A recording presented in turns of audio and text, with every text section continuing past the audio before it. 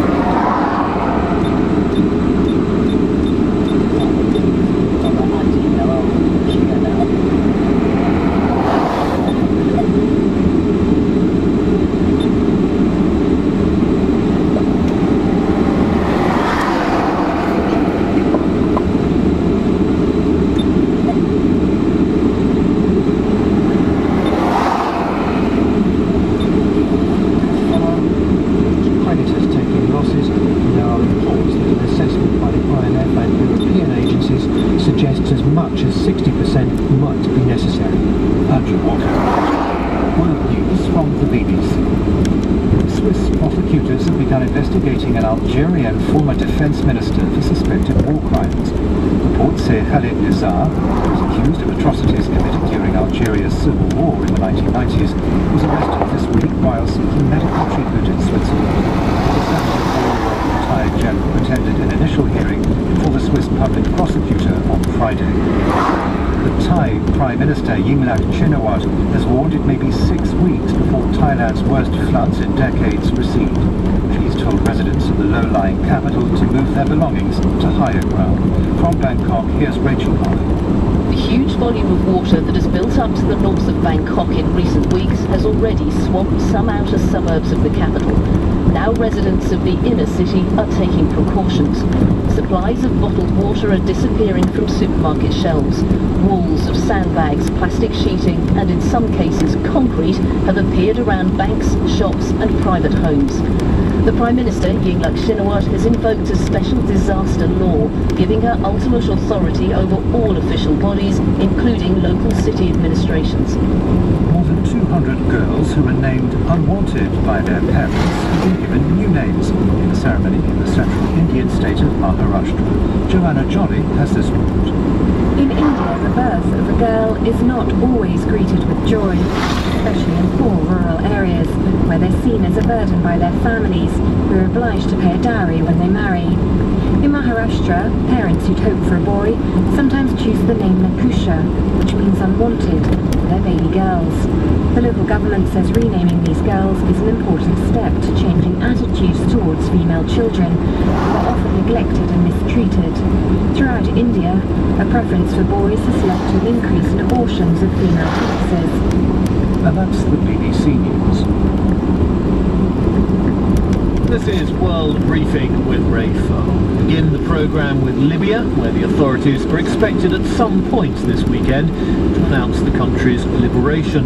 We'll hear more about their plans for the future in a moment, but first, the death of Colonel Gaddafi continues to raise questions internationally. Russia has voiced concerns, and the UN High Commissioner for Human Rights has called for an inquiry. But others in the international community may feel relief the Colonel is dead. This is what one prominent British MP, Mick Campbell, had to say. I think there was, not to put it too strongly, a collective sigh of relief in quite a few capitals around the world.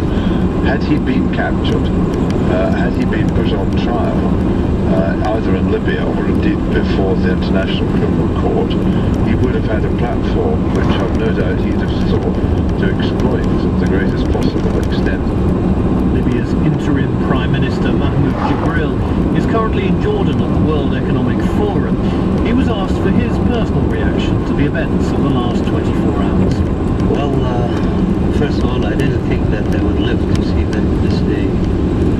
So I would gracefully thank God for that. It was a great moment.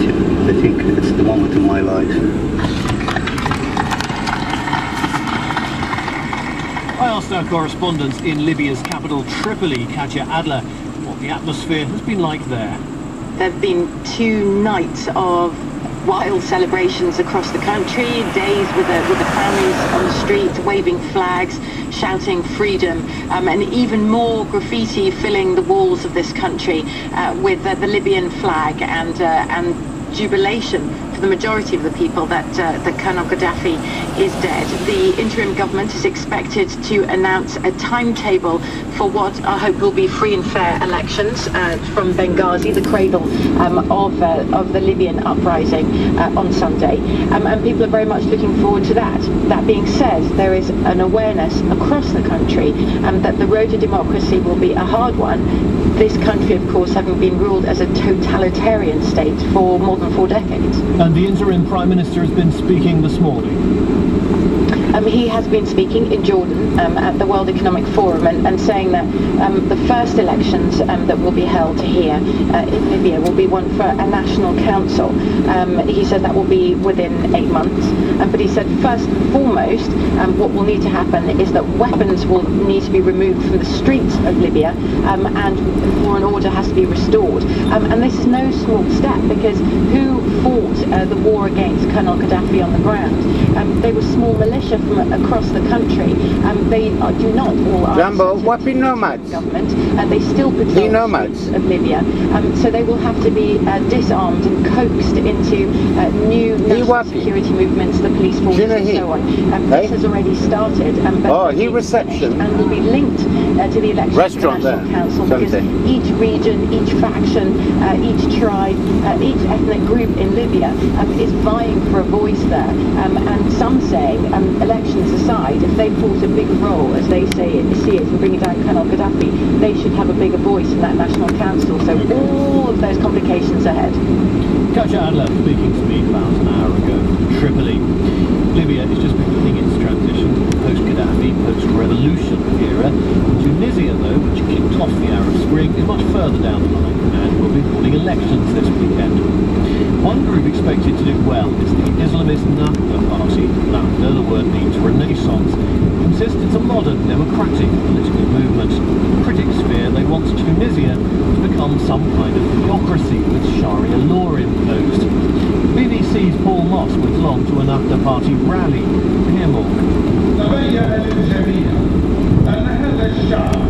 At a meeting hall in the northwest of Tunis, nearly 1,000 people had shown up to see a series of election candidates offering them a clear political program. New laws, a new constitution, all rooted in Islam. Both suggest that the Nahda party could get a quarter of the votes in Sunday's election, far more than any of their more secular rivals. The rally featured several female speakers, election candidates among them. The women in the audience were keen to tell me I should forget what I might have heard. This party is in favour of women's rights. We are not scared about that, because as you see, I work, I study problems. This is the man hoping to lead Nahda to victory. Rashid Ghannouchi, former political prisoner, former refugee, and a bogeyman for those Tunisians who fear the Islamist tide. Ghannouchi's years in exile took him, among other places, to the West London district of Ealing, and according to the man who wrote his biography, Nizam Tamimi, that time in Britain had a profound effect on Ghannouchi's political outlook. The man was impressed about so many aspects of life in the United Kingdom. Political parties debating in Parliament, the Prime Minister being questioned, being asked to resign. When Ghannouchi saw these things, he was fascinated. That image of Ghannouchi as a Western-friendly moderate has taken something of a knock in the past week, and it all began at a private TV station here in the centre of Tunis. Nesma TV decided to broadcast the animated feature film Persepolis, about a young Iranian girl who loses her faith. At one point we see the girl arguing with God himself, depicted as an old man in the sky. This didn't go down well.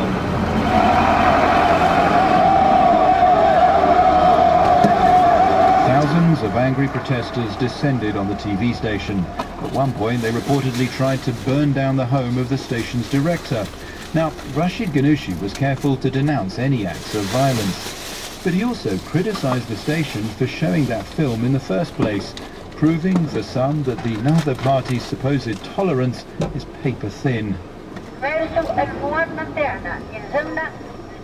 For now, it seems Tunisians are rather taken by democracy.